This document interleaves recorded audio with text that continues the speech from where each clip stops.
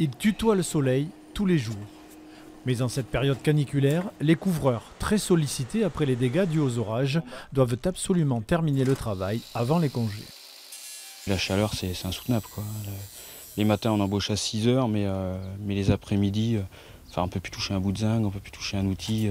On est obligé d'essayer de mettre à l'ombre, de protéger avec de l'isolant tout ce qui est en zinc, sinon on ne peut même pas le toucher, quoi. On met des gants, tout ça, mais on n'est pas à l'aise. Physiquement, c'est dur, puis tout le monde le ressent, quoi. C'est épuisant. Difficile de travailler, même dans les rues ombragées. La forte chaleur incite cette équipe de déménageurs à des arrêts temporaires pour faire le plein. Avec la chaleur, oui, on s'hydrate beaucoup, on a de l'eau, et donc on fait des pauses régulièrement. On perd du poids? Un petit peu, oui, beaucoup d'eau surtout.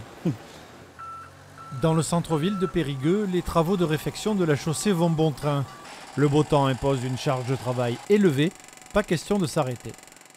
Il n'y a pas de pause, non, ça c'est sûr. Les horaires, on a un tout petit peu adapté. On a avancé, on commence à 7h au lieu de 8h et on finit à 16h. Ouais, 16h.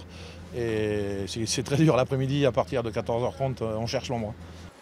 Mais avec des températures régulièrement au-dessus de 35 degrés, tout est prévu.